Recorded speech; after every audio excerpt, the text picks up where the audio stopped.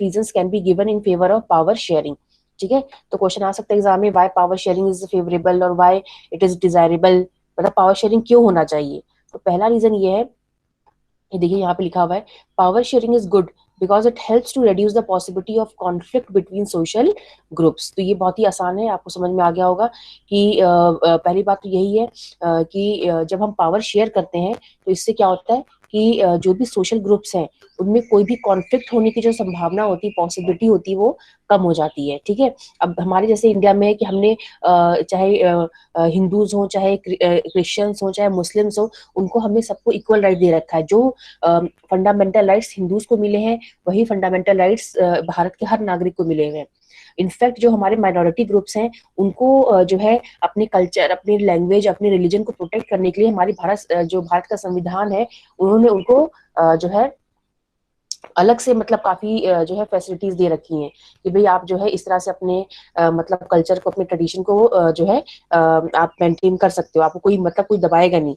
ठीक है ना, जैसे कि आपने आर्टिकल पढ़ा होगा, जो फंडामेंटल राइट्स में राइट टू रिलीजन है या right to cultural and educational rights है, ये सब राइट्स किसके लिए? Right to culture and education Hindus के लिए नहीं है, क्योंकि हिंदूज तो ऑलरेडी वो मेजोरिटी ग्रुप है।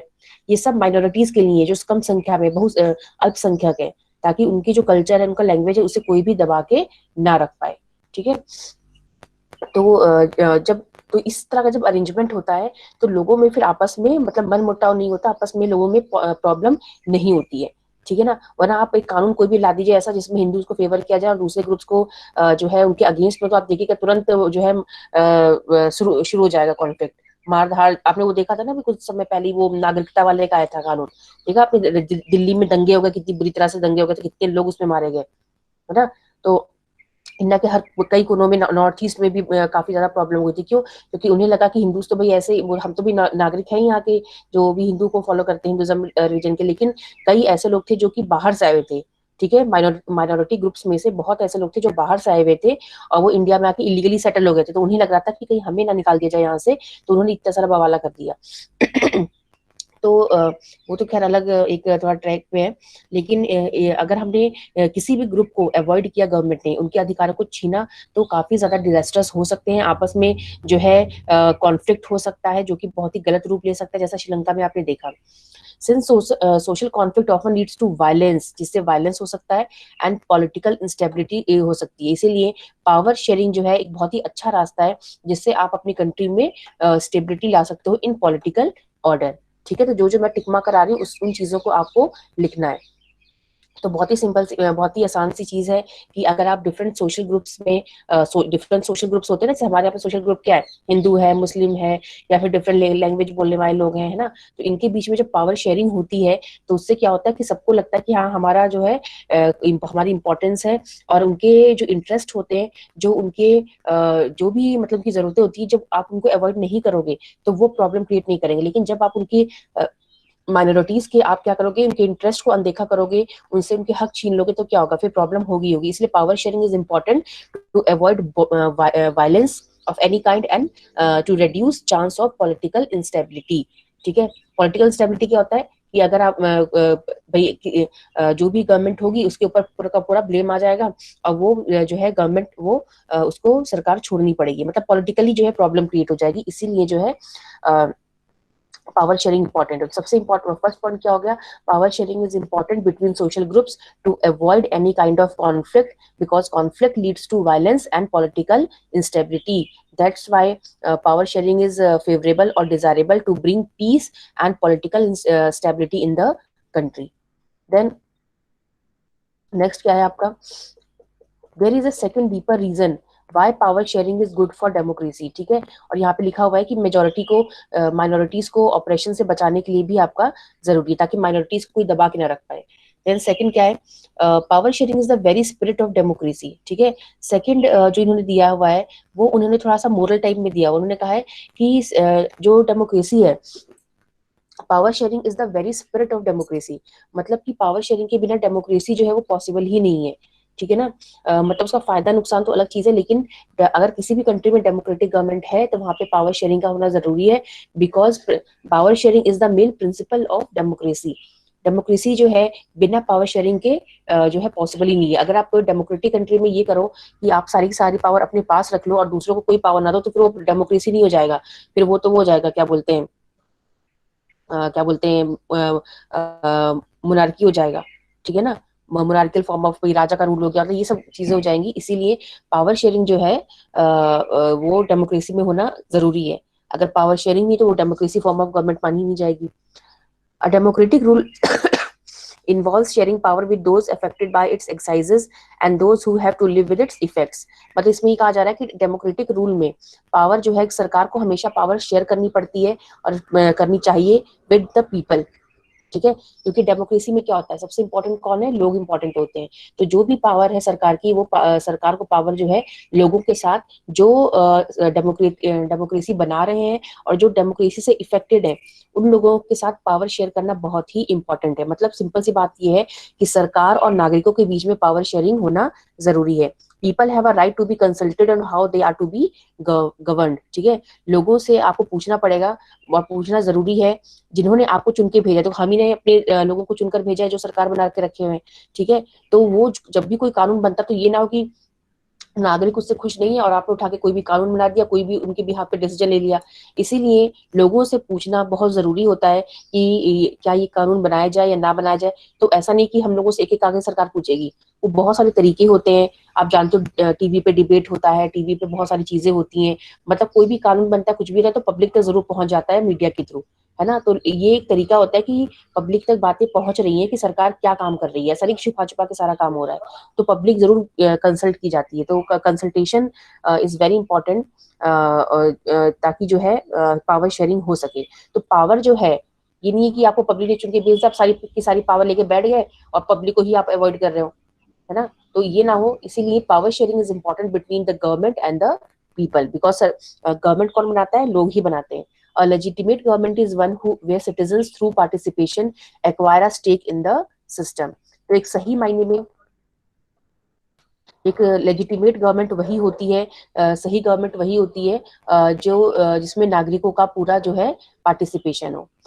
नाउ ये जो कहा गया है इसके दो रीजन है कि मतलब क्यों पब्लिक जो है उसका रोल होना चाहिए डेमोक्रेसी में। उसके दो रोल है, दो वो है, एक है प्रूडेंशियल और एक है मोरल। ये देखो एग्जाम में आ सकता है कि what are the prudential and moral reasons, ठीक है, जिसकी वजह से पब्लिक का जो है रोल होना चाहिए इन डेमोक्रेसी। पावर शेयरिंग, तो क्वेश्चन कैसा आएगा, give two reasons why power sharing is important between government and the people of the country, ठीक है। तो सरकार को अपनी पावर, पब्लिक पावर जो है पब्लिक के साथ शेयर करनी जो है वो क्यों जरूरी है, इसके दो रीजन बताइए।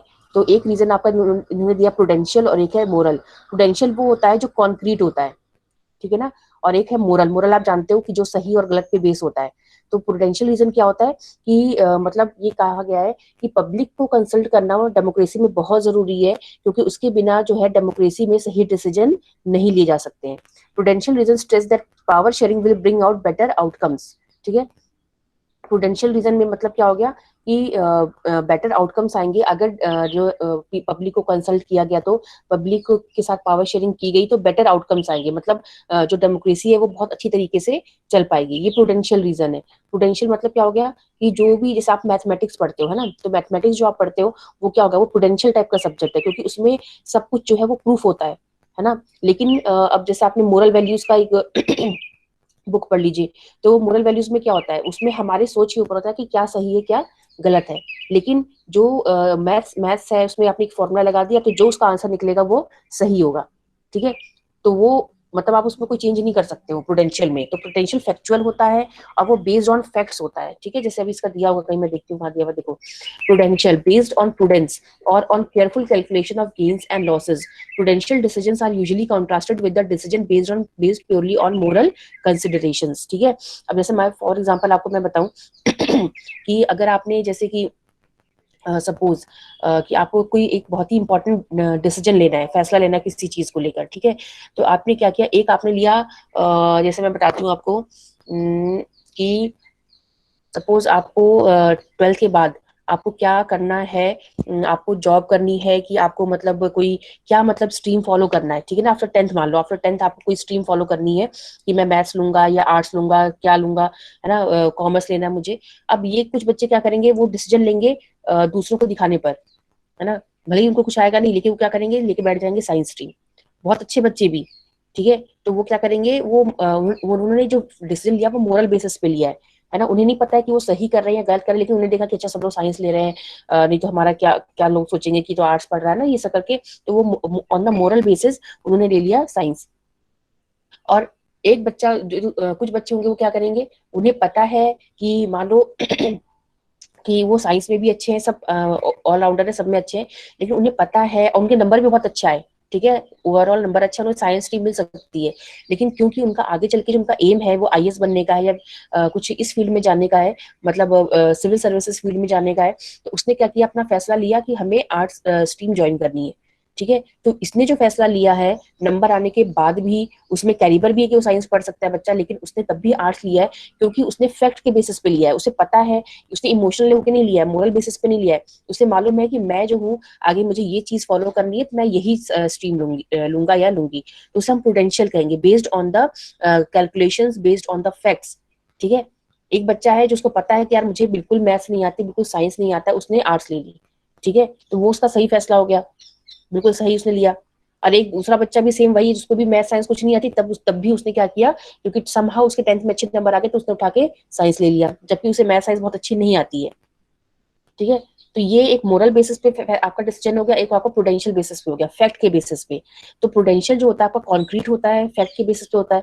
तो फैक्ट के बेसिस पे कहा जाता है कि अगर हम पावर शेयरिंग करेंगे पब्लिक के साथ, तो जो भी फैसले लिए जाएंगे, जो भी आउटकम्स होंगे डेमोक्रेसी में, वो बहुत ही अच्छे होंगे, क्योंकि पब्लिक हर चीज के लिए अवेयर होगी कि गवर्नमेंट क्या कर रही है, और गवर्नमेंट डर के जो है, क्योंकि उन्हें पता है कि पब्लिक को सब पता है, इसलिए वो डर के मारे सही काम करेंगे। तो इसको हम प्रूडेंशियल रीजन कहेंगे, ठीक है। दूसरा है मोरल रीजन। मोरल मतलब कि ये कहा जाता है कि मतलब ऐसा कोई फैक्चुअल ग्राउंड तो नहीं है, लेकिन ये कहा जाता है कि पावर शेयरिंग जो है वो काफी वैल्यूएबल होता है। और पावर शेयरिंग अगर हम पब्लिक के साथ करेंगे तो उससे क्या होगा कि डेमोक्रेसी जो है उसमें वो काफी स्मूथली और काफी बेहतर तरीके से रन कर सकती है। तो ये दो रीजन हो गए, प्रूडेंशियल एंड मोरल रीजन, जो कि डेमोक्रेसी में ये शो करता है कि पावर शेयरिंग जो है वो इम्पोर्टेंट है बिटवीन पब्लिक एंड गवर्नमेंट। तो देखो why power sharing is desirable, दो चीजें मैंने आपको बता दी। पावर शेयरिंग इसलिए डिजायरेबल है क्योंकि सोशल ग्रुप्स के बीच में जो है कॉन्फ्लिक्ट ना हो, और जितने भी सोशल ग्रुप्स की कंट्री में वो मिल मिला के यूनिटी के साथ रह पाए,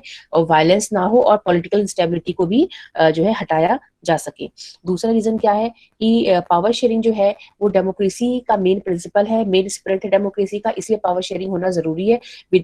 without power sharing democracy is not possible.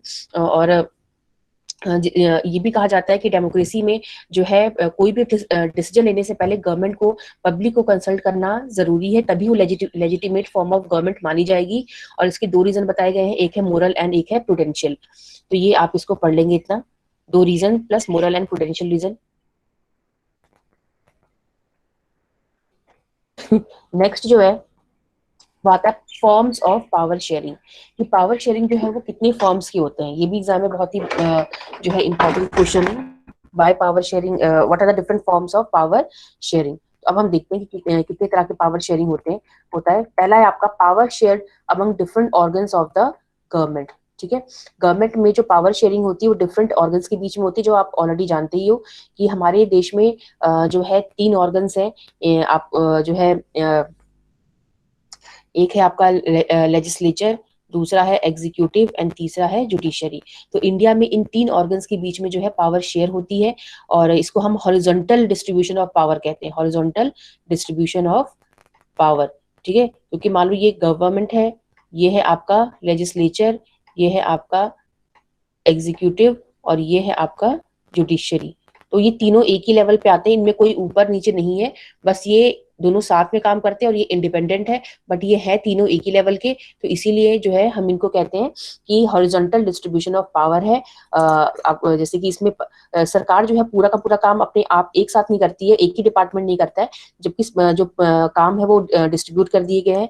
जैसे डिसीजन लेने का जो आपका पूरा रिस्पॉन्सिबिलिटी है, पावर है, वो किसके पास है? लेजिस्लेचर के पास है। लेजिस्लेचर मतलब लोकसभा एंड राज्यसभा में जितने लोग बैठते हैं, एमपीज और एमएलएज, एमपीज जो भी हैं, उनको हम लेजिस्लेचर कहते हैं, ठीक है, जो हमारे लिए अहम फैसले लेते हैं। उसके बाद उन फैसले जब डिसीजन पूरे हो जाते हैं, उनको लागू करने का काम कौन करता है? एग्जीक्यूटिव, जो मैं आपको ऑलरेडी बता चुकी, हमारे ब्यूरोक्रेट्स होते हैं, सिविल सर्वेंट होते हैं, जिला अधिकारी, ये सब जितने भी ऑफिसर्स होते हैं ऑफिसर्स में, और जिलाधिकारी से लेके जो भी अलग डिपार्टमेंट में जितने ऑफिसर्स हैं वो एग्जीक्यूटिव होते हैं, because they execute the laws and decisions made by the legislature. उसके बाद अगर कोई कॉन्फ्लिक्ट आता है तो उस कॉन्फ्लिक्ट को सॉल्व करने का काम किसका होता है? जुडिशरी का, न्यायपालिका का। तो ये जो है तीनों, इनका काम सबका अलग है, कोई किसी काम में इंटरफेयर नहीं करता, और ये तो सबसे ही सेपरेट है, जुडिशरी बिल्कुल ही सेपरेट है। तो इसलिए इसको कहते हैं horizontal distribution of power, because it allows different organs of government placed at the same level to exercise different powers। तो सबके पास सबकी जो पावर होती है वो डिवाइडेड होती है, कोई भी किसी के उसमें जो है हस्तक्षेप नहीं करता है। नाउ सेकंड है, power can be shared among government at different levels. अब ये हो गया आपका वर्टिकल, ठीक है, वो हॉरिजॉन्टल था।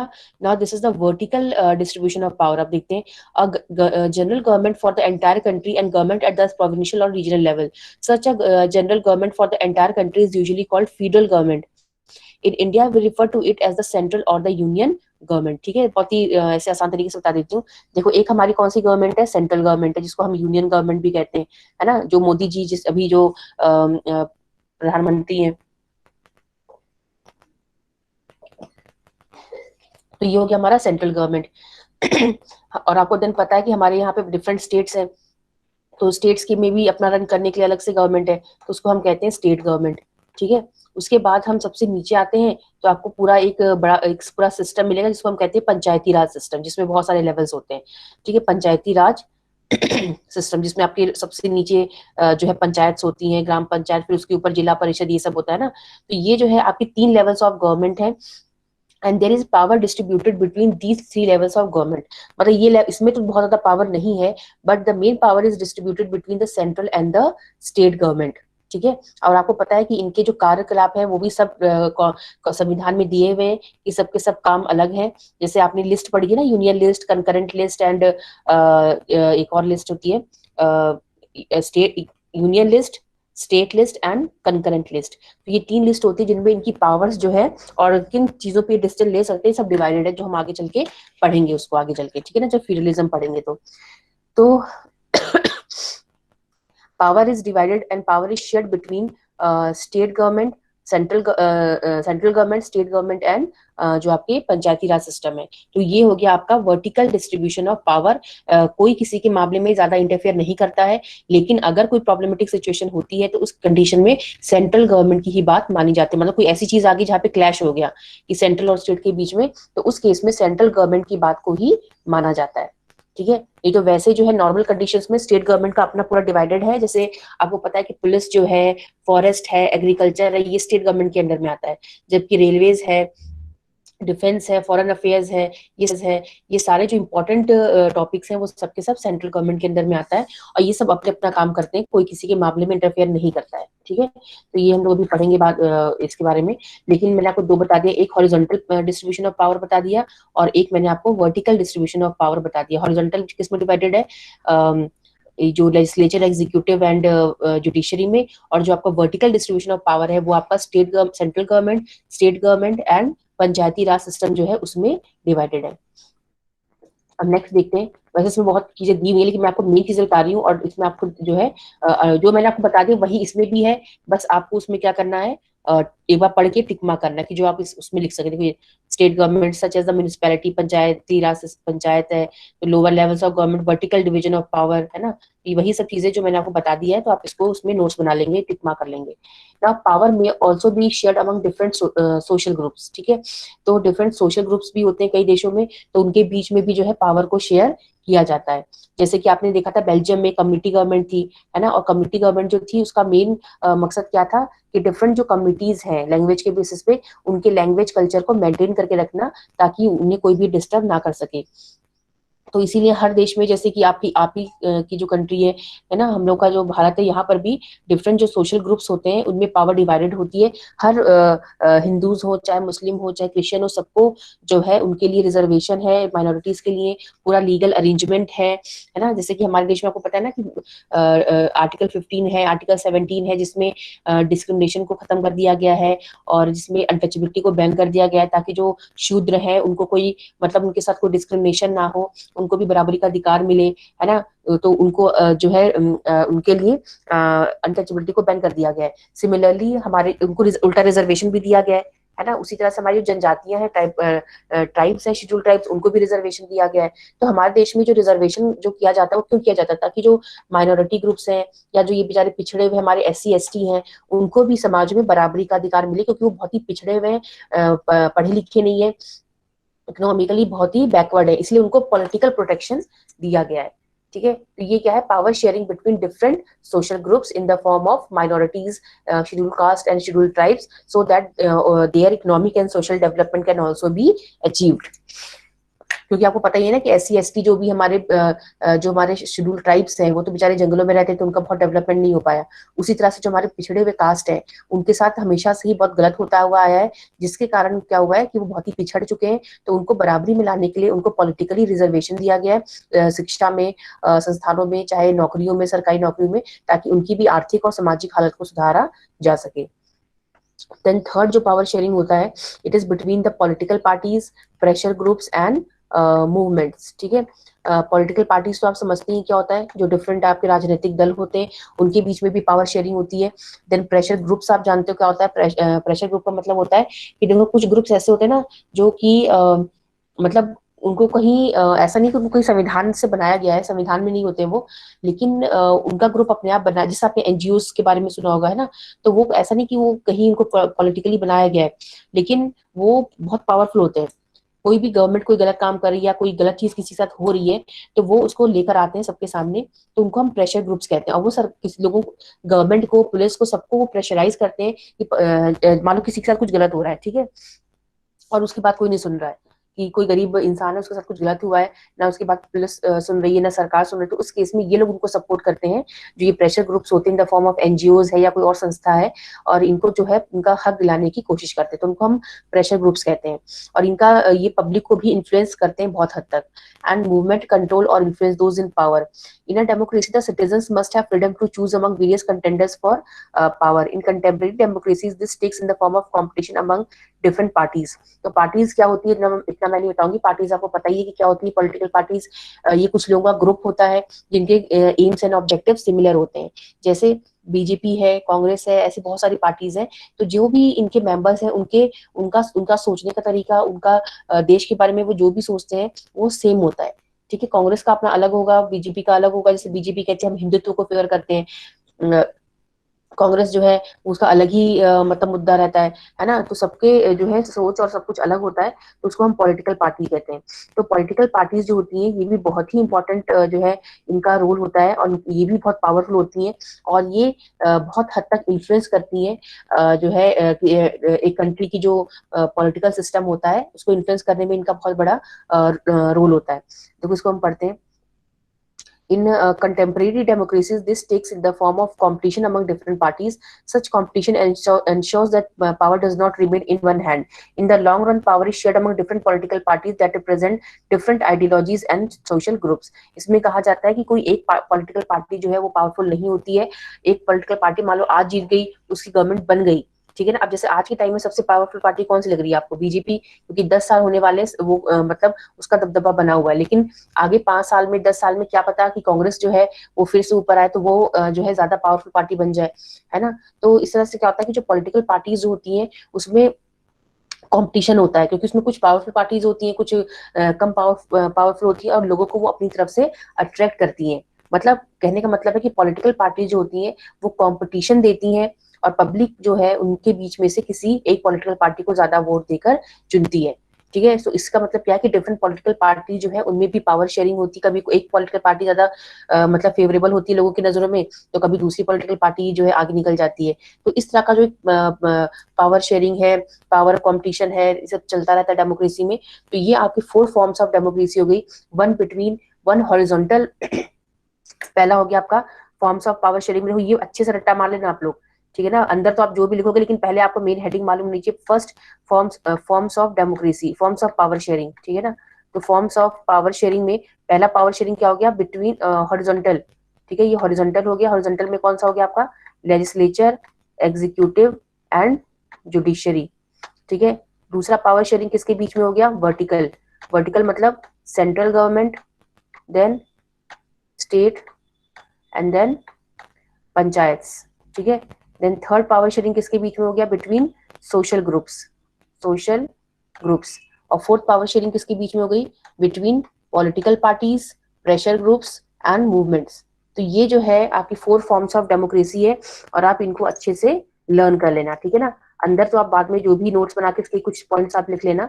तो इस तरह से आपका ये जो बेसिकली चैप्टर है वो फिनिश होता है। और इसके जो भी क्वेश्चन आंसर्स हैं वो जो जैसे क्वेश्चन नंबर 1 है ये सही है, इसको आप कर लेना। क्वेश्चन नंबर 2 भी आप कर लेना, ठीक है। 3 मैम करने की जरूरत नहीं है। हाँ बोलो। मैम हिंदी में क्वेश्चन आंसर। तो आपके पास बुक नहीं है, नो मैम। बुक तो लेनी पड़ेगी ना, या कहीं से खरीदो, जो पुराने बच्चे हैं वहां से लेना पड़ेगा। मैम पुराने बच्चों से बात कर रखी है, वो बोल रहे कि हमारे पेपर होंगे तभी देंगे। देखो एक तो अच्छा ठीक है, रुको एक मिनट मैं बताती हूँ पहले, ठीक है ना। और मैं कुछ क्वेश्चन जो है आपको दे भी दूंगी इसमें जो ये जो होमवर्क दूंगी मैं, ठीक है ना। मैं शायद पिछले वाला नहीं दिया था, तो मैं आपको दे दूंगी। तो